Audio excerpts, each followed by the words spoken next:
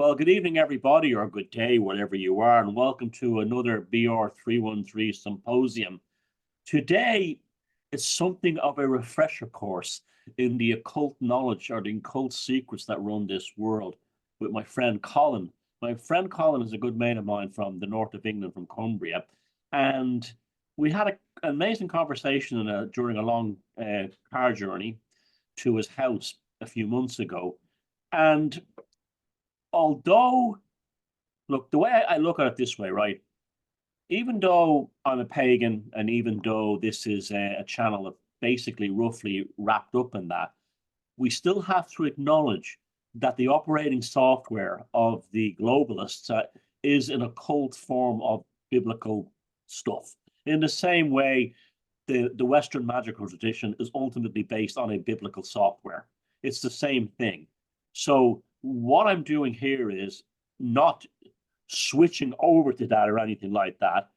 What I'm talking about here is this is a reality that we have to live with, that the occult operating software, the hidden occult world of the globalists, is based basically on an Abrahamic software for the most part, as things stands now.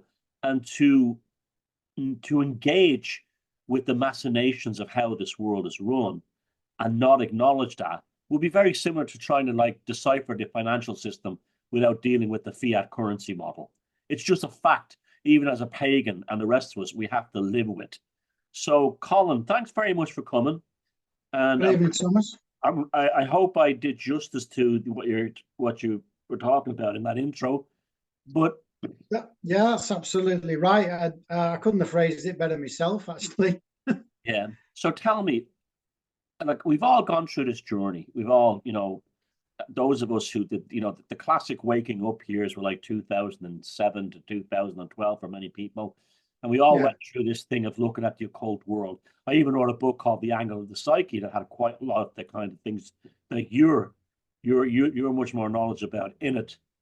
But I think it's time for a refresher course, because when you see what's going on in the Middle East now with the whole Israeli thing and everything, and all the strangeness of the world and the rise of the religious right in America, I think it's time for a refresher course with a lot more knowledge that we have now that we didn't have then.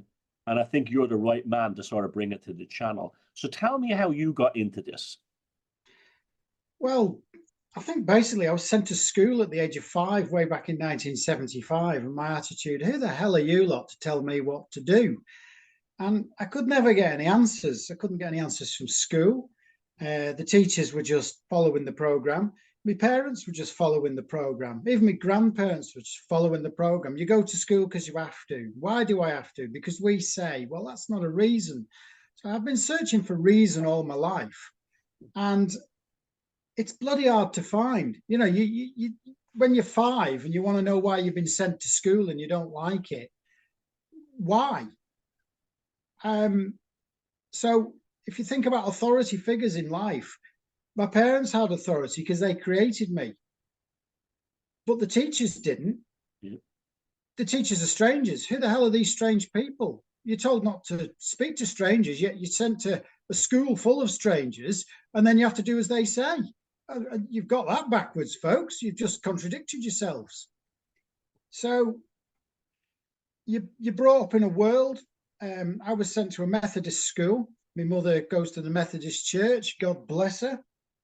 And this is the way it is because we say, but there's never, ever a reason behind it. So I've spent my entire life searching for reasons why I should be doing what I'm told to do, or should I just please my bloody self so long as I don't cause harm. Now, there's various clues in life that describe what you should and shouldn't be doing. And I understand the sort of following of your channel, and I'm one of that following, and it's a very pagan based, and I'm very pagan based myself because I have my own archetype. I am a god walking on this earth, so I am one of the pantheon of gods on this earth, and so are you, and so is everybody watching. But we've been bamboozled and bullied into thinking that we're not God, and people will struggle with that from the pagan scene, because if you think about it, we all inhabit this universe. Well, you've got to examine the meaning of words then. So the word uni is singular. So there's only one universe. And the word verse is song or script. Yeah. You see? Or operating system, if you want to put it in the terms of computer.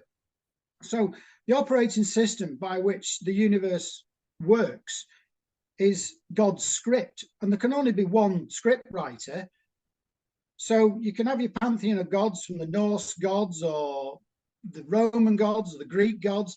They're basically all facsimiles of each other from that point of view. And even if you look at the major arcana of the tarot, they're all representative of gods. Yeah. And so, you know, there's give and take within, and there's overlap in others. But basically, they're all facets of the human psyche, which is what tarot is.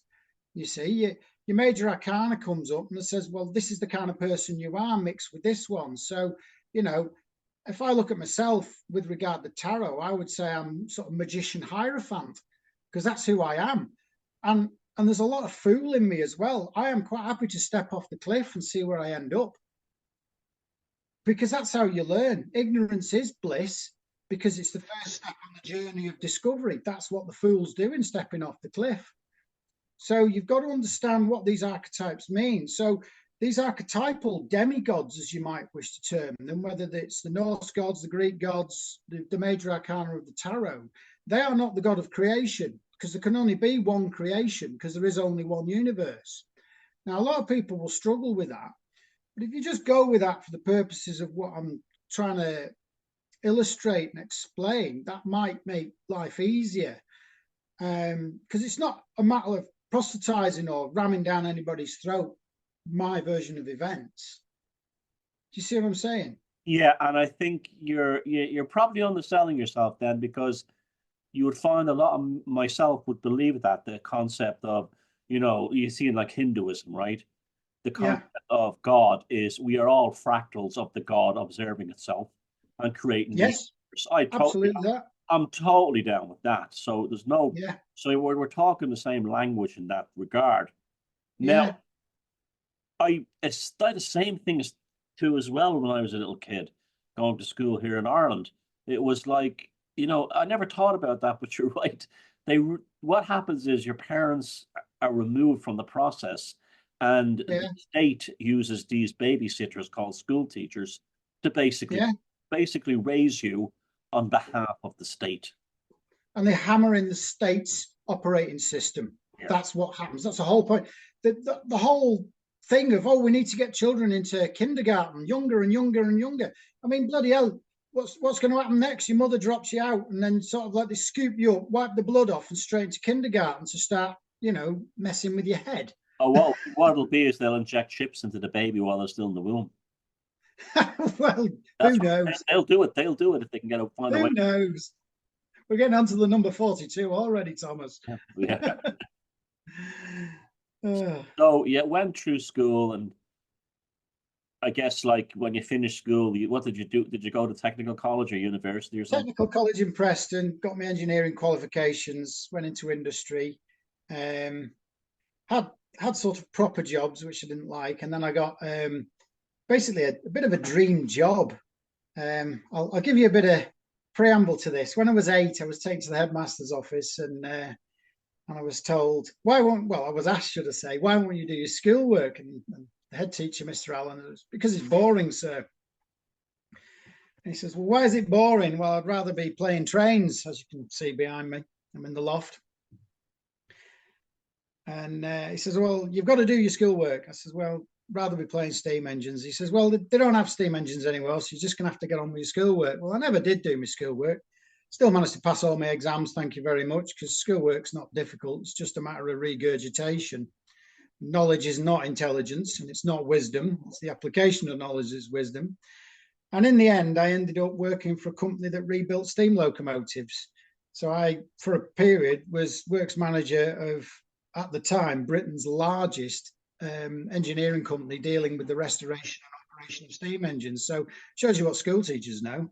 It also shows those idiots measure things in centimeters. It also shows what magic is as well, because you put that in. Yeah, absolutely.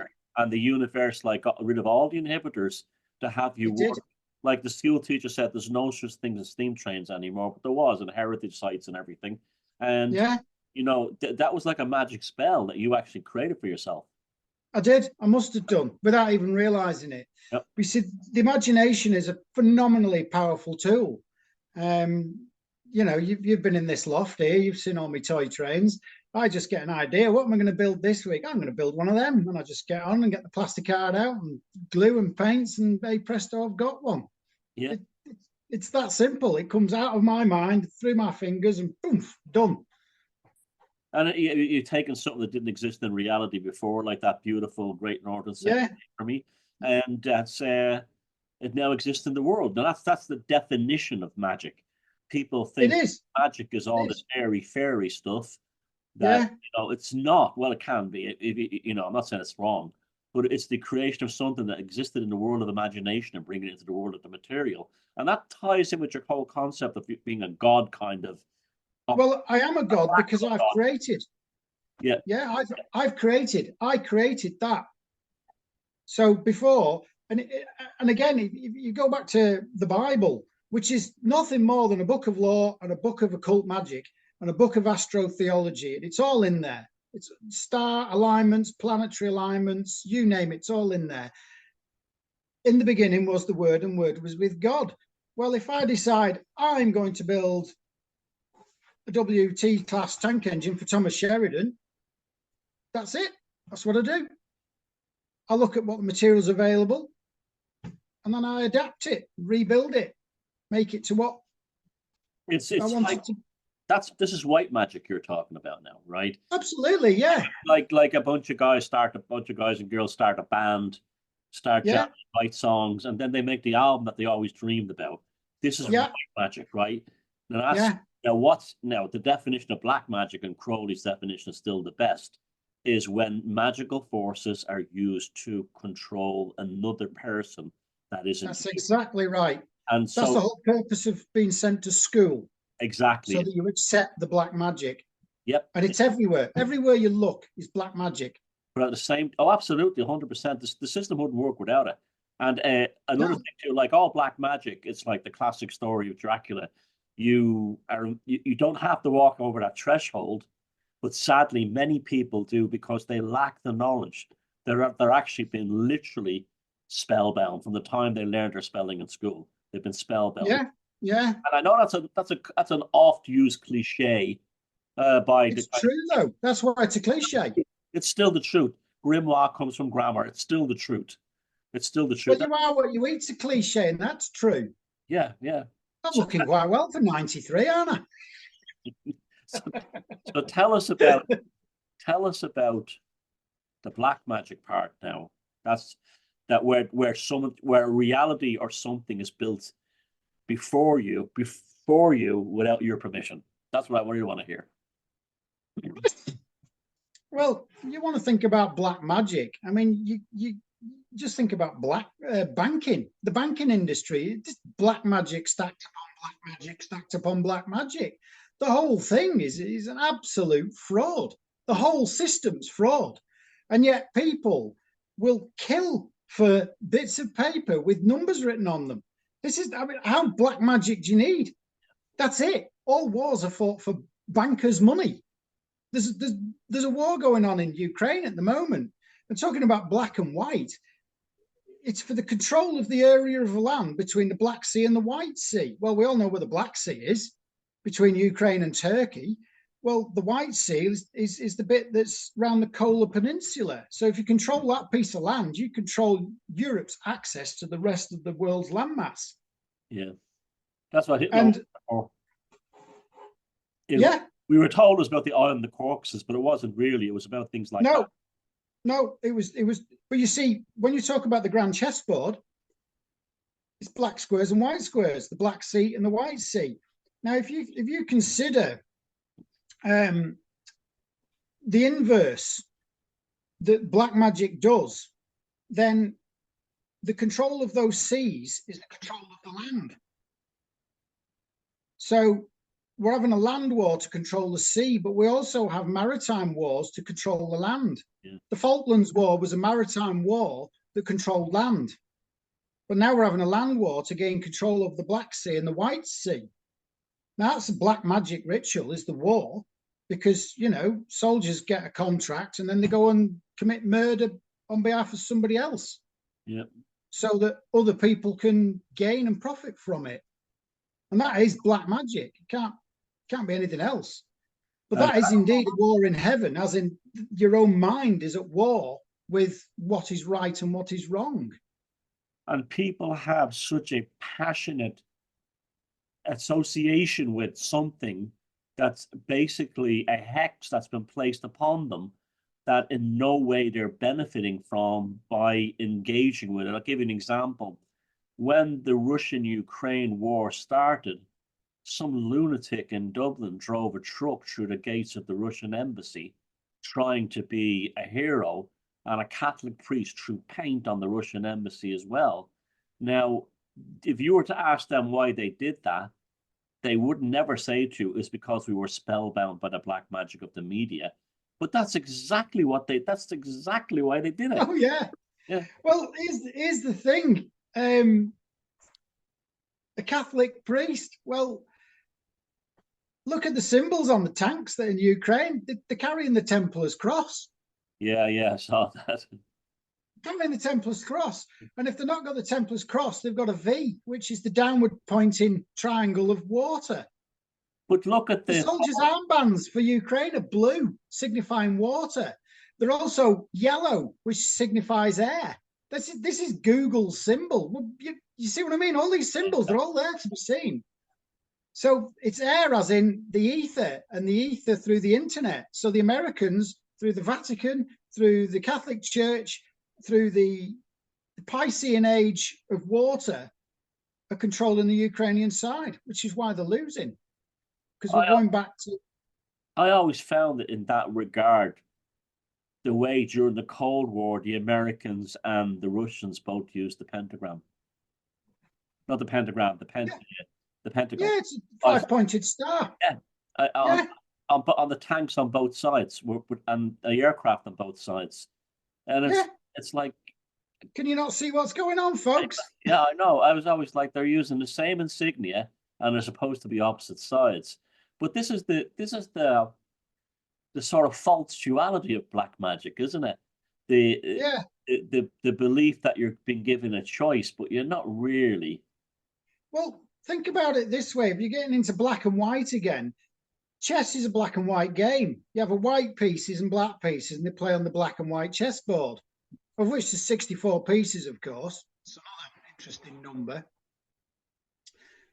Well, what's the opponent? What's the whole point is to destroy your opponent. That's chess, isn't it?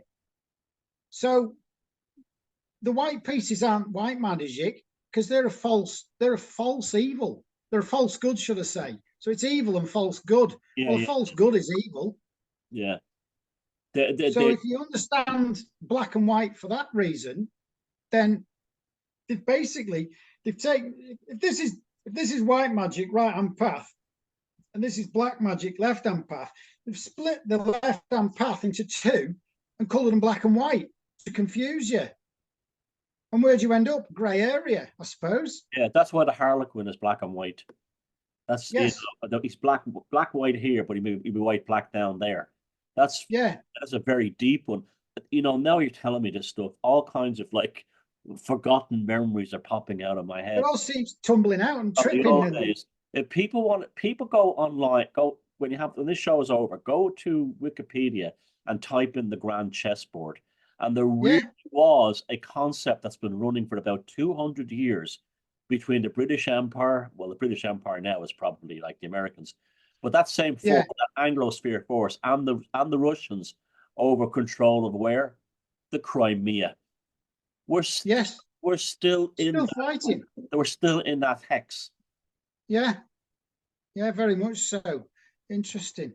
I was just going to say some of them. It's just slipped my mind. Well, the British in the Crimean War, they totally romanticized that. But the Battle of Balaclava, and Florence Nightingale, which she was resurrected. There's another one. Florence Nightingale is the archetypal sort of goddess symbol of the British side of the Crimean War. And she was resurrected when, for the COVID, the Nightingale hospitals, just before that war started, was kicked off. Everybody that's ever been on a British banknote's an absolute bastard, and that's the top and bottom of it. Everybody, including George Stephenson, he was a bloody fraud, and I'm a railway man. Yeah. What I was going to say, Churchill, you've got to understand. You've got to understand the British Empire was subsidised by the Vatican because they've taken over the British Crown. Yeah. And people don't understand that. That was the whole point of formation of Church of England. It's a distraction mechanism. All the big knobs in England can convert to bloody Catholicism on the deathbed and go back to the Vatican, don't they? Well, Tony Blair is a classic example of that. He's like the Dark Lord himself. Yeah, but also you remember, like it was the Pope, the Pope who gave the Kingdom of Ireland over to England. Yeah, of course it was. I mean, and I say that to Irish Catholics, they're like, nationalist. And I'm still a Catholic when the Catholic Church gave Ireland, the papacy gave Ireland to England. Certainly did. Certainly did. People, these things are never taught in school. We were never. They told us about. England's still owned by France, but people don't seem to understand that. What do you think Helen of Aquitaine was all about? Yep. And there's like, that's before we. Say, when was last time England was invaded? Everybody says 1066. No, it wasn't. No, it wasn't. It was the Jacobites. And also, Jacobites.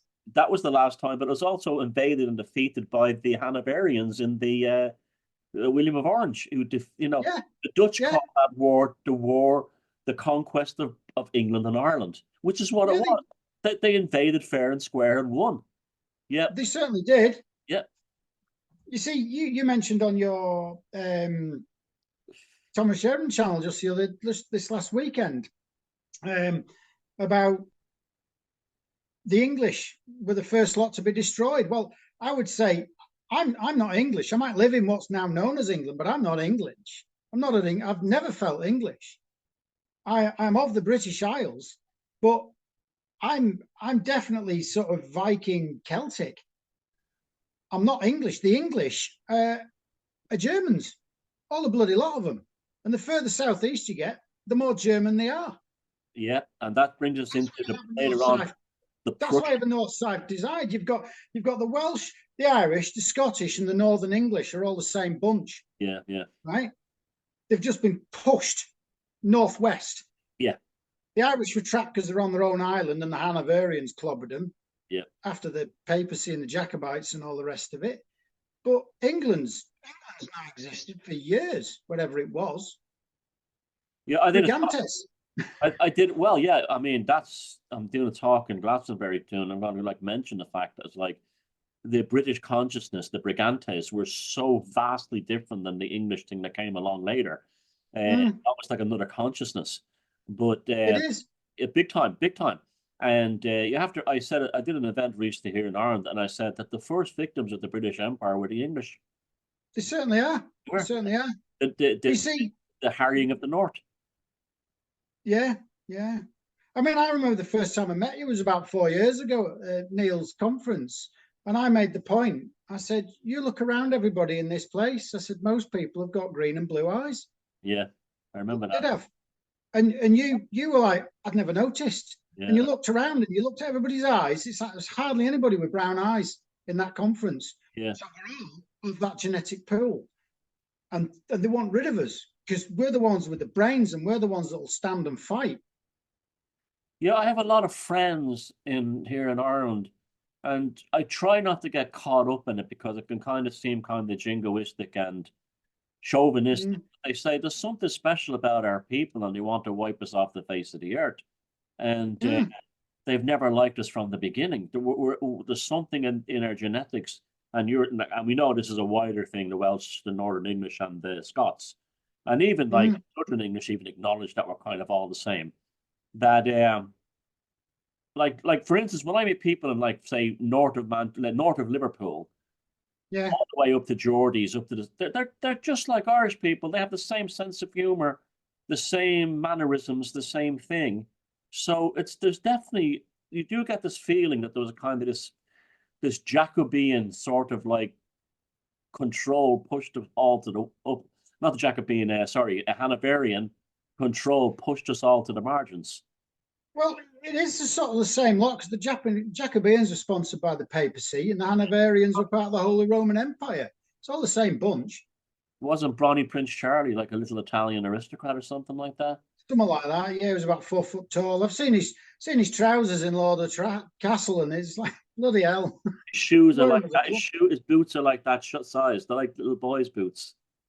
And he was he was an Italian aristocrat, and he was selected by the Vatican to be the leader of Scotland. It's incredible stuff when you think about it. Useful idiot. Yeah, yeah. Yeah.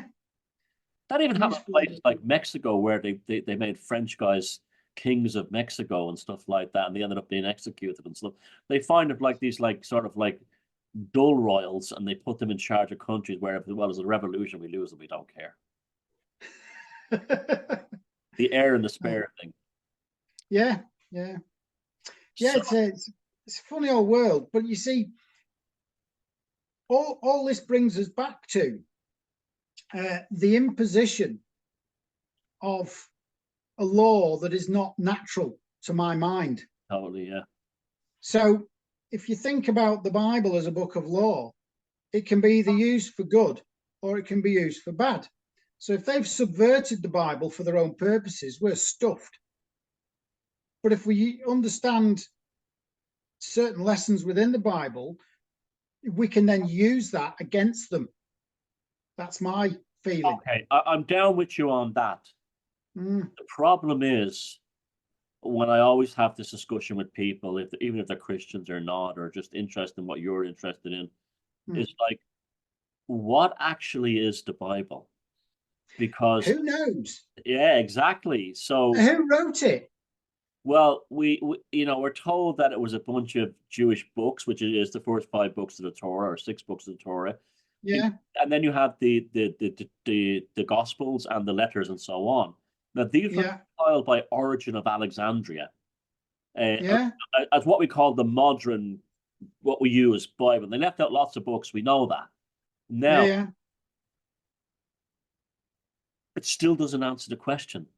Like, I can show you Masonic Bibles that are completely different than St. John's or Catholic Episcopal Bible. Apostolic. You can go on Bible Gateway and there's like umpteen different versions, but because of copyright rules, they've got to be 10 or 15% different from the last version and a different version. So basically, they rehash it all. Let me tell you a story. You don't know this one. Not a lot of people outside Sligo know it. You know St. Colin Kill, who was also St. Columba, and he found someone who allegedly fought the Loch Ness Monster. He founded lots of monasteries in Scotland and stuff. Yes. There was a battle up the road here about 10-something called the Battle of the Books, and it was about Christian scriptures, and it was so vital that this version of this Christian scripture not fall into the wrong hands. The 2 huge armies of 10,000 troops got together to fight over this version of a Bible that they didn't want anyone to see, and something like 5,000 or 6,000 fellas were killed. It was an absolute bloodbath. Now, what was so important about those books that they had to make sure it didn't fall into the right hands? That they were willing to have a colossal battle. So there is definitely a hidden lexicon, just like in Ireland, they hide all the original Irish books, they say we can't translate them, but they do exist. What is the Bible?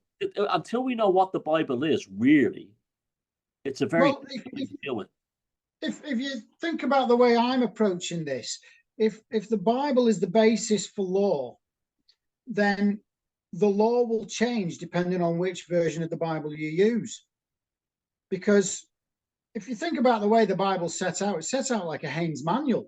You have the book of whoever, and then you have a chapter and then a verse number. It's like doing spark plugs on your motorbike, isn't it? Which chapter's spark plugs? It's in the electrical one. So that's page, chapter 6. So you go electrical, okay, spark plugs, part 9, part 1, part 1, 2 will give you the torque rating. There you go. There's my instruction manual for fixing my motorbike. So if the instruction manual for the law upon the land is the Bible, then depending on which version of the Bible they're pushing, then that forms the basis of your law, and that forces the basis of control and the structure of the world that your populations live in, perhaps.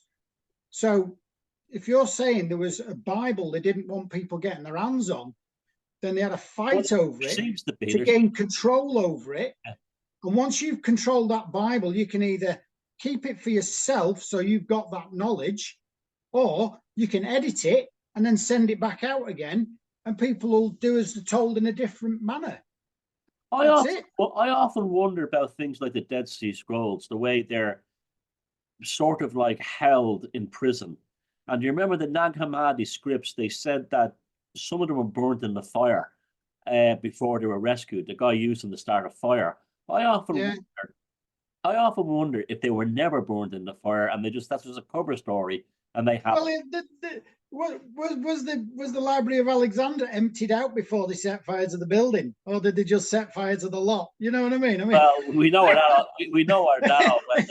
The same place like all the English manuscripts went to. They went to the Vatican Library. Of course they bloody did.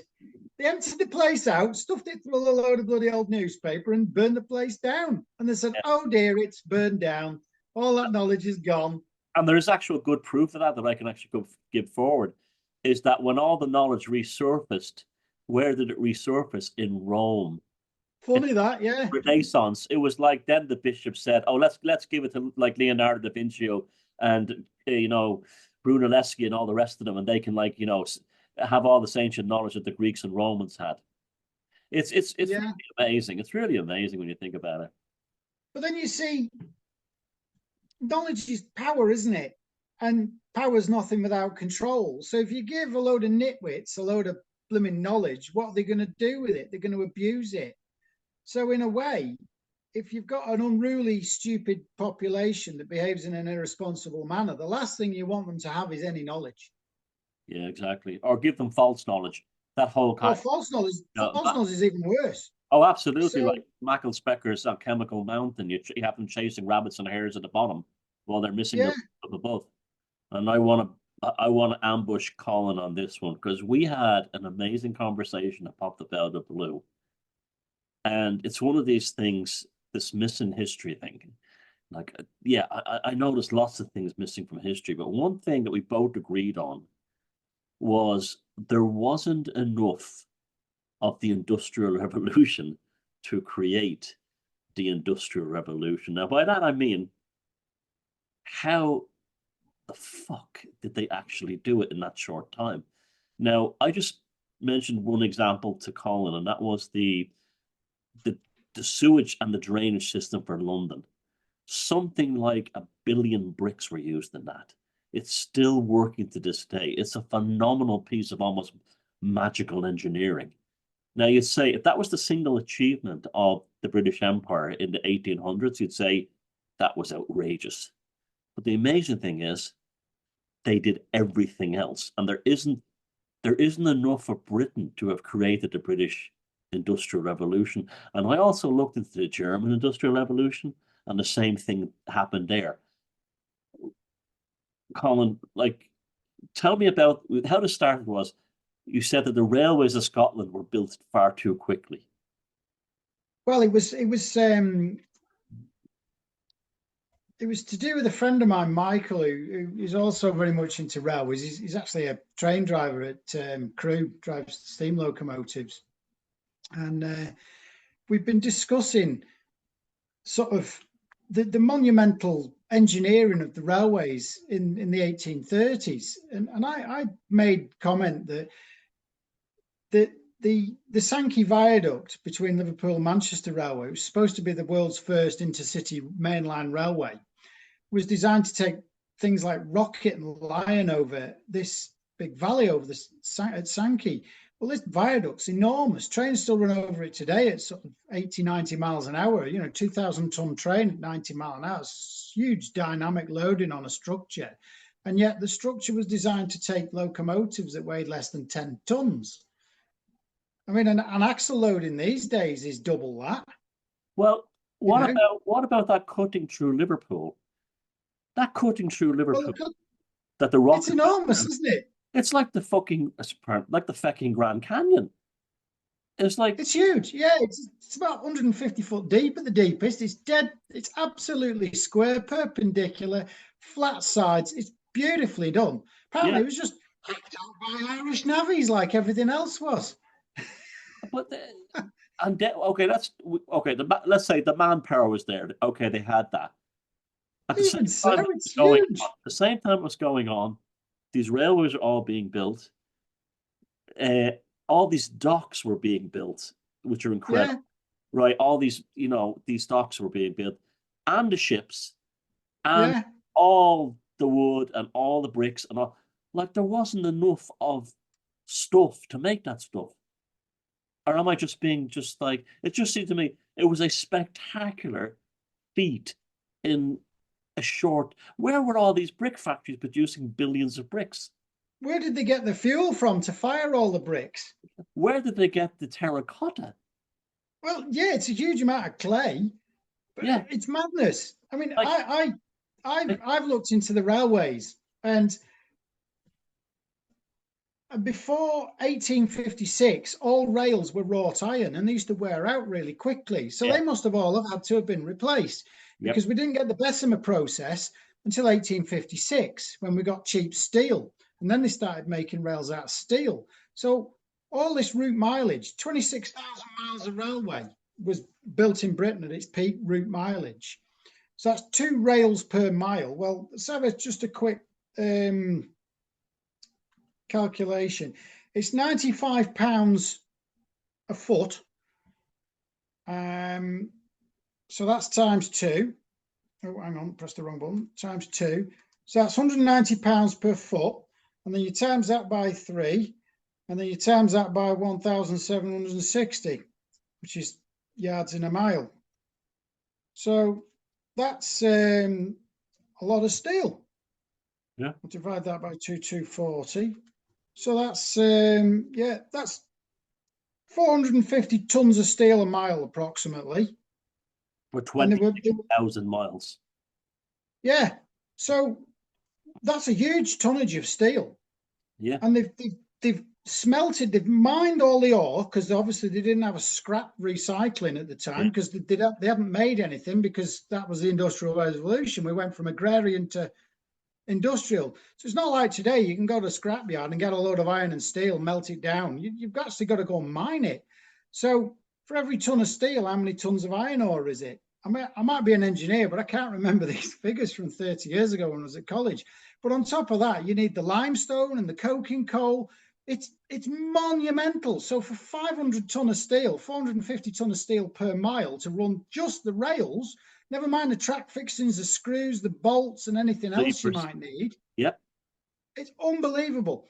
And then you've got the mass of the iron ore, the mass of the coal, the mass of the limestone. It's just phenomenal figures when you start adding it up. And at the So same time that was happening, you had towns like Stoke, which are small, basically not much bigger than yeah, villages, overnight become a center of all this pottery with yeah, thousands and thousands of houses being built.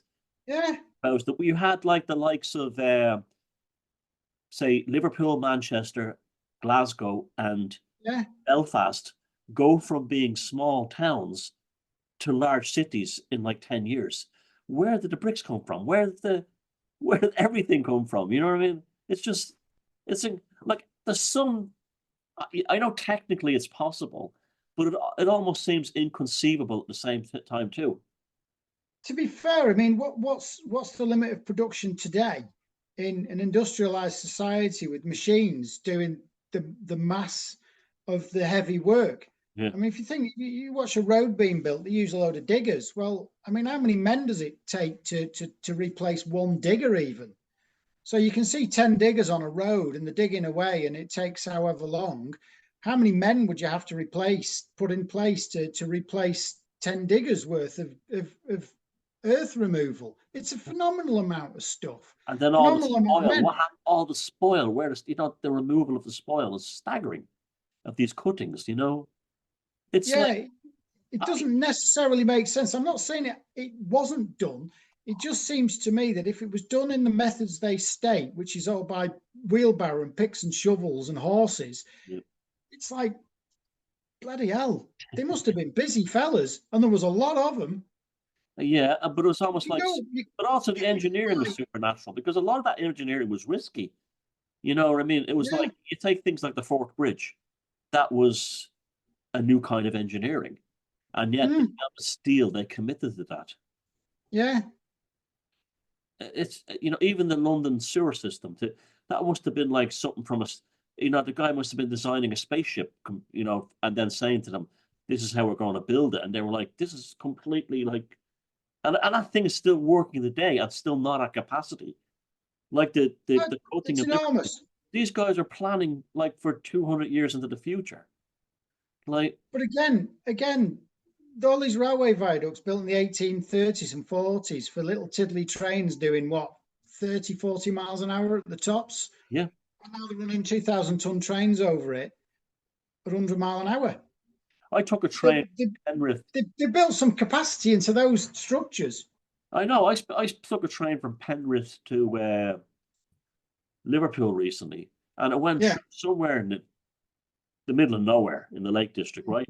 And there was obviously a closed branch line that came out, and there was this colossal, Yeah, un, it's just south of T-Bay. That's the Little Northwestern. the, the, That used to, the that was the colossal Midland viaduct. Railways line. Yeah, and Low Gill is. it's Low closed Gill now. Viaduct. And you just look at the engineering of this thing, and it's closed. It's just staggering. It's been shut for about 60 years and they've done nothing to it and it's still there. Yeah, but Think about that. when you How go, long would that stand if they just left it? yeah, and if they build a new station today or do a short branch line extension, it takes years, even with all the modern machinery. They banged it out in a few weeks back then. I just Well, don't. I know they had an empire and all that, but the Germans did it, the Russians did it, the Swedish did it. Yeah. It's like there wasn't enough of the 1800s to build the 1800s. It almost seems, Oh, yeah, it does seem that way. Yeah. Because I've got a text from a friend of mine. I've saved it on my phone. Yeah, 511 miles a year apparently between 1840 and 1850. 1.4 miles every day for 10 years. And then there's another one he sent. Let's find that. Where's he put it?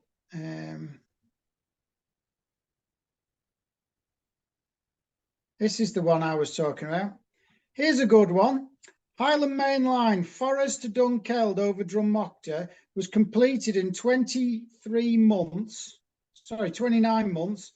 104 miles through the mountains. WTF, whatever that means. Yeah. But that's 104 miles of railway built in 2 years with picks and shovels in Scotland. So before you build a railway, you have to have a railway order that's got to be an act of parliament. Yep. And then you've got to survey the route and the land and acquire the land and buy the land and and then you've got to then get your workforce ready. And then you've got to get all the materials such as the rails and the sleepers and the ballast. And where the hell did it all come from? Or even they did that in 2 years. 104 miles in 2 years. That's bloody good going, that. They've just built the Channel Tunnel rail link from Dover to St Pancras, right? That's about 80 miles. It took them about 10 years to build that. Now, granted, you might say there's more stuff to clear out the way with regard, land titlement deeds, but bloody hell, machinery. It's supposed to be faster. What about the Swiss building the first Gotthard tunnel, which was a spiral inside the Alps, and it came out the other end after like two. Well, that's the one that goes up the Eiger, isn't it? Yeah, and it came out the other end at something like a centimeter off.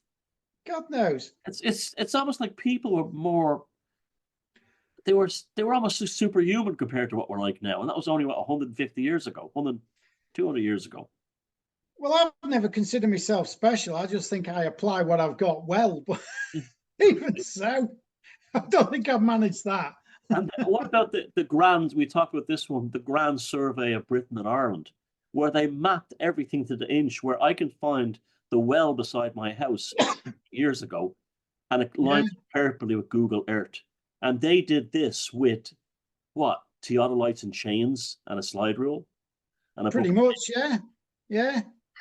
Little wooden tripod with some, glorified telescope and a guy hammering a chain into one end and the guy pulling it to the other end. Stretching it out, yeah. And then writing the sums down. And they mapped Britain and Ireland in what, like 12 years? It's just staggering, I think it might have been a bit longer than that. Well, you can actually find out, because if you look on the National Records Library of Scotland, there's a map comparison, and some of the maps on there are phenomenal. Yeah. There's the 25-inch to a mile maps, and they're hellishly detailed. Yeah, that's the one I'm talking about here. The same people. Yeah. There's quite a bit of Ireland on that one as well. There's big bits of sort of Western Isles and Great North of Scotland's missed out, and parts of the West Country, parts of Wales. The mountains up behind my place are marked as uncharted territory. Yeah, but pretty much the whole of England, most of Wales, and probably 2/3 of Scotland's mapped. It's only nearly all of the south of Ireland. Yeah, but again, it's not too rugged country in parts, is it? It's the rugged bits they missed out. It's flat in the middle. Yeah. Yeah, but it's hellishly detailed map. Hellishly detailed map. And the accuracy is still great. It's still perfect today. Oh yeah, mixes up with aerial and satellite photographs. So spot on. Yeah. Yeah. It's unbelievable. So how many men were doing that while they were building the docks and the railways and the everything else, and a billion bricks for Bazalgette? And only got one pair of hands. Well, you look at Fred Dibnah's TV show and the amount of mills that were demolished. Like, you go to a place like Saltaire in the north of England and you see these like mills and they're like skyscrapers. Oh, they're huge. Yeah. Huge. Yeah, I've been to the one at Saltaire. It's quite something. But look at the size of the stones. The capping on that chimney. It's absolutely enormous. Some of the stones are nearly as big as my house.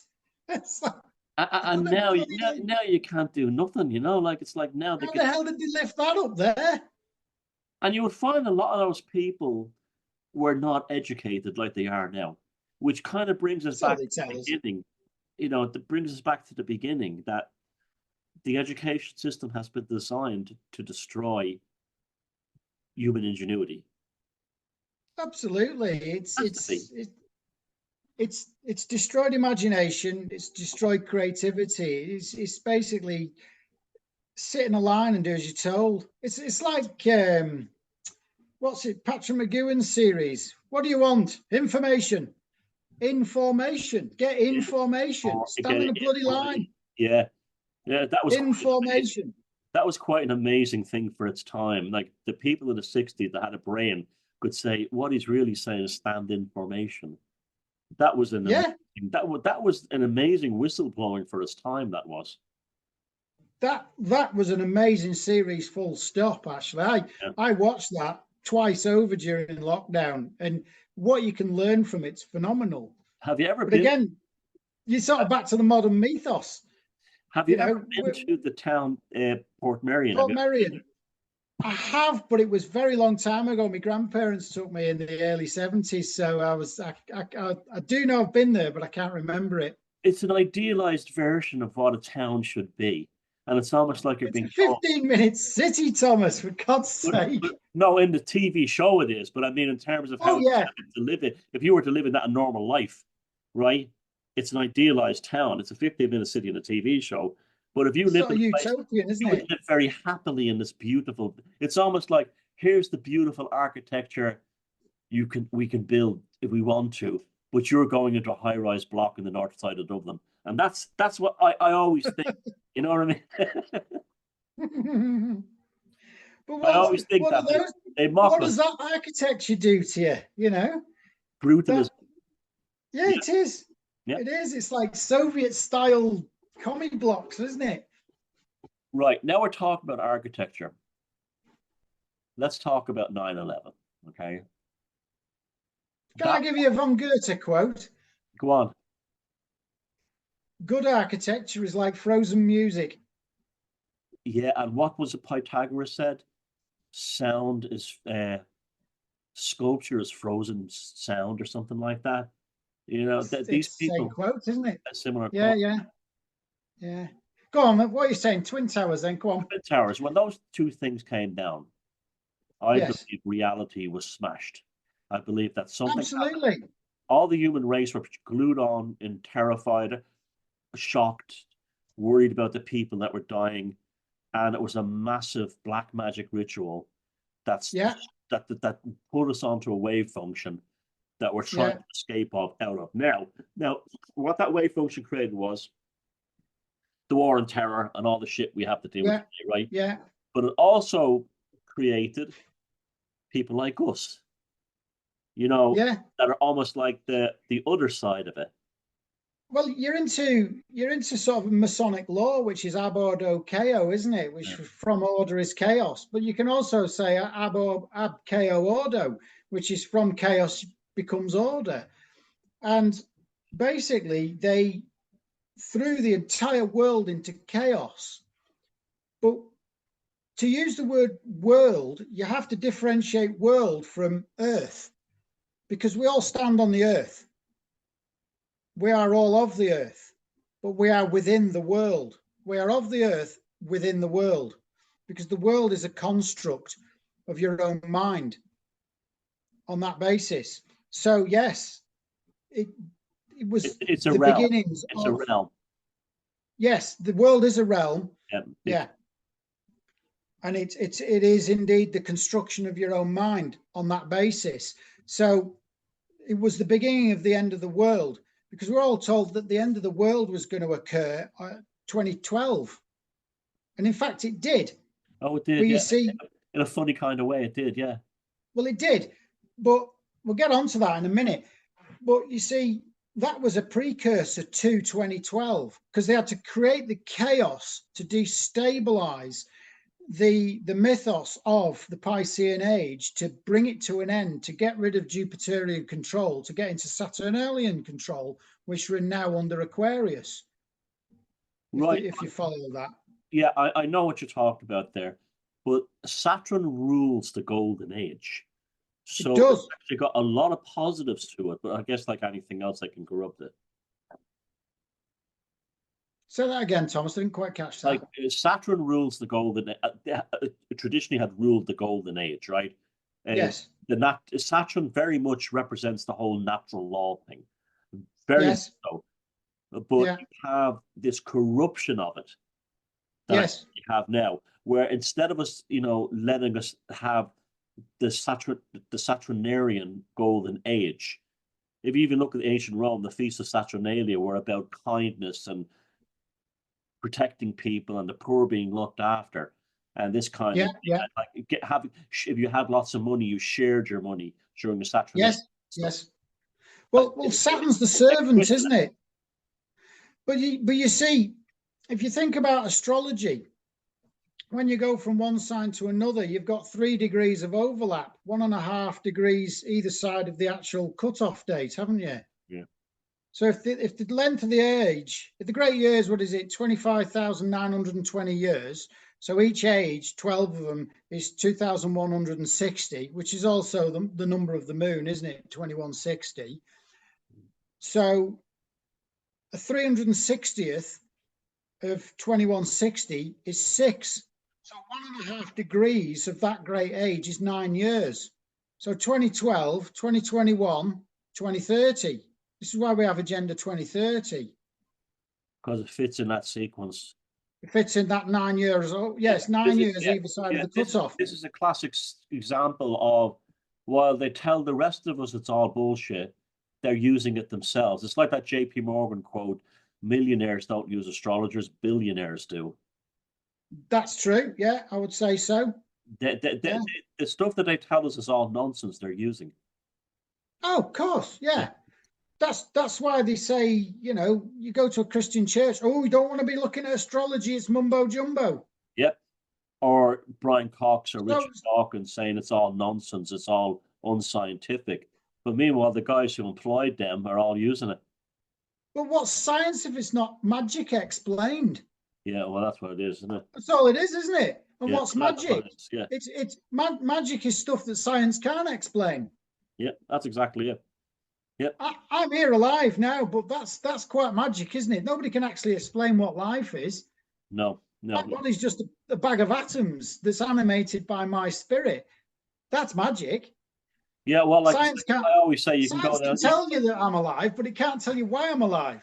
You can go down to the health food store and buy a shake that has every Yeah, single thing that makes you inside it. You mix it with it's water, not animate. you won't get a soul inside it. No, no. So it's magic. Yeah. But that's it. It's crazy business. Yeah. Crazy, crazy business. So yeah, if you think about the Twin Towers coming down, they were fomenting chaos through terror to scare the shite out of people so they wouldn't look in the right direction at the right time. So they're using terror as a control mechanism. Again, school terrorizes young children. They don't want to be apart from the mothers and the family with all these strangers ordering about. I certainly didn't. I mean, I was quite tough because it was like, well, you lot can ride off.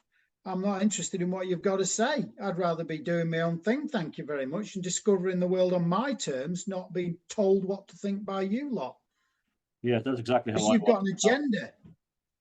Yeah, I didn't articulate that way, but I went into kind of a fantasy world, which is the same thing when you think about it. I went Yeah, into, yeah, I have no time for this reality. I'm off up doing my own thing. yeah. Yeah, So they bring the towers down. Well, you could say, was that a Masonic ritual? Possibly. right. And anytime you discuss 9/11, Can I just mention everybody that argues. Pardon? you said Masonic ritual? I compared Very possibly. Samson pushing the two columns apart and Yeah. brought Brought down. the sky down. Brought the sky down. Yeah, because the Samson had long hair, just like me. order and chaos, right? So they built Yeah. things up and they destroyed them. Yeah. They built, and then that's how it works. But they remain in power. Now, with bearing that in mind, next question: now I know how I get out of it.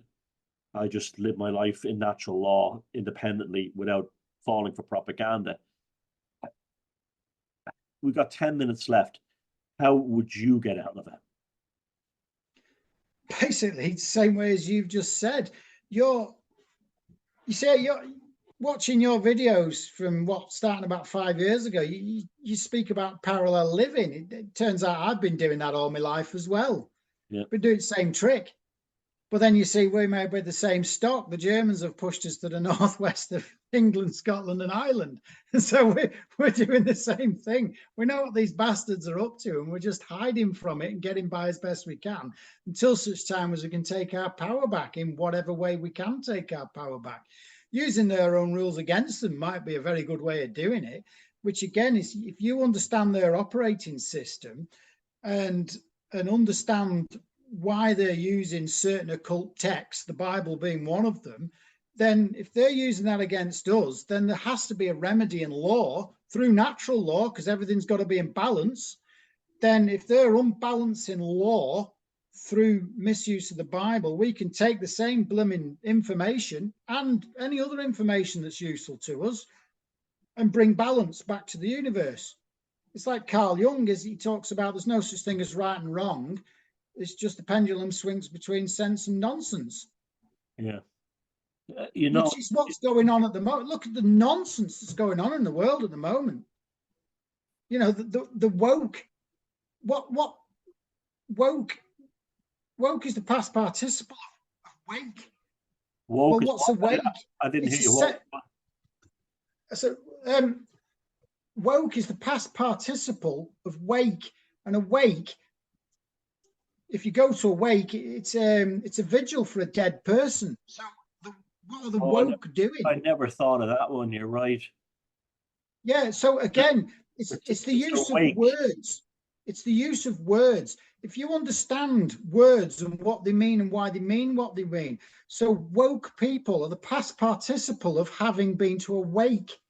Well, who's wake? Their own wake. Are they the dead? The dead from the neck up? Yeah. Because I think it's a fair comment from people in our position and our state of mind to say the woke are dead from the neck up. Oh, what are they doing? They're just hive mind. I won't even have anything to do with them. No, but The hive mind, they haven't got an original thought in the head. They've no imagination. Just Where did like we start about? Just like the Bolsheviks, just like the National Socialists, you can't you if you want. I'm a great believer in the whole Karl Groucho Marx thing. That I wouldn't want to be a member of I wouldn't want to be a member of a club that would have me as their member, and that's how I feel about the woke and all these hive mind things. I wouldn't want to be a member of that club because it just would be the end of me. And so many people are happy with the annihilation of the self. Absolutely. You see, I like your term, the tribe, because a tribe is a sense of belonging because we're all heading in a similar direction for similar reasons, but you're doing it on your own individual basis. I'm Colin, you're Thomas. Yeah. And we always will be. I'm not the same as you. I'm not even trying to be like you. Why would I want to be trying like you? Because I've got my own life to lead. I tread my own path. I know. That's it. That's what I do. So to think, oh, I watch Thomas Sheridan on YouTube and he's a fabulous man. I'm going to be just like Thomas. Why? You don't want to be like me, surely. But that would be against everything that I talk about. Is like, do your own fucking thing, Yeah. With respect to other people. Yeah, you could be inspired. You could be inspired by people, but you still. Oh yeah. You still have to be your own pathfinder. Yeah, yeah. But you see, even if me and you are heading for the same point, well, you were born in Dublin, I was born in Ormskirk. Well, guess what? We've started from a different place. Our paths have to be different. Yeah, on every level. Unless we're born in the same room on the same day, it's not going to happen, is it? And then the only way your paths could be the same is if you never left each other's side. Yeah, exactly. So my path is not your path, and your path is not mine. Yep. But we're heading for the same basic point. We've all come into this kind of this trajectory of this sort of a counterbalance to the control grid. That's the way I see it. That's how exactly. I've seen it that way for so long that it's like there's like the tribe. It's something is happening that's extruding that from our time we were children, extruded us away from the control system to the point now where we're kind of like, and this is the beauty of it. We're all moving in the same path, but we're all individuals, and they can't hit individuals in the same path. They can only hit a collect. This is why they're always trying to make collectives of us. Yeah, but you could bring it back to where we started this discussion originally. We're all heading back to source, and what's source? Well, that's creation. So we're all getting back to God. Now, if you think of the word religion, it's re-legion. So to be legion with oneself is to be at one with oneself. Now, to re-legion yourself, what or who are you becoming legion with? Are you going to re-legion with your own self, your own God, your own spirit, your own earth? Because my body's my earth and my spirit is the God of my own earth. Or am I going to ally myself to a false God of somebody else's decision?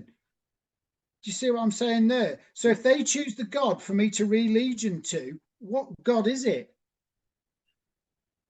Whatever God they give you. Whatever God but who is it? But you see, again, if you read the Bible, there's God the Creator, but there's also Lord God, and Lord is always capitalized. Who the hell is Lord God? Well, this will be for another video, because I can tell you I've been diving into Jewish paganism and all this kind of stuff. Is there some kettle of worms to be opened on that thing? I mean, well, it ain't God the Creator, is it? No, and it's this, why is Jewish mysticism so obsessed with things like Aramaic mysticism, like abracadabra and all that? There's a whole other operating system within that world as well that I'm only starting to now explore, and we'll talk about this another time. But my God, that is that, because it's early days for me yet. But just now, a casual look into Jewish paganism, a whole. What like one of those moments, like what's all this is now appearing. There's definitely a new path for me there. So yeah, before we finish up, we've only got about a minute or two left. Do you have anything else you want to say? Not A at the word of moment, encouragement. no. A word of encouragement. I don't really know what to say, really. I tell you what. I tell you what you said at the beginning. Just abide by natural law. Follow your own path. Yeah, Yeah, that's it. That's the answer. I think follow your heart. Follow your heart. Definitely. Yeah. Understand what truth and knowledge is. I think you've got to understand morals. Morals lead to dogma, Oh yeah. and the woke agenda's dogmatic. Yep. There's no arguing with them. There's nothing That's there. It's just that's why nonsense. I'm anti-morality and pro-human decency. They're But you two see, very different things. ethics ethics leads Yep. ethics leads to Yep. truth. Natural That's law. it. Yeah. Virtue. Ethics leads to virtue. That's the word I was looking for. So yeah, morals is dogma, ethics is virtue. So if you live an ethical life and you're true to your own heart and you follow the right hand path and you don't do anything sinister, then you're fine. You know? Yeah, own your ass and the rest will follow. I really do believe that. Yeah. Yeah. And it's Like, happened to me so many, and anytime I didn't sort of do that, things went to shite for me. You know, yeah, eh, yeah. even when it seemed like the right decision, and I said it seemed deep down inside it told me it wasn't. So that's a good thing. Mm. You know, your intuition, your sense of knowing. Jesus, that's so Gut unbelievably powerful. feeling's a big thing. Oh God, Yeah. that's the kind of like the homing signal with natural law. Good for I've always known when I'm in the right, and I'll stick to my guns. And I've been pilloried all my life, you. and the people I've accused of people slag me off and tell me I'm wrong, and 20 years later it turns out I was correct. Well, And people who know me and respect me will say, "How did you know that?" I said, "Because I'm not a bloody idiot who follows the herd. yeah. I tread my own path. I know what I've made my observation. I've considered all the evidence. I've weighed it, and I've made my mind up. And my gut feeling tells me instinct, ethics, heart, the lot.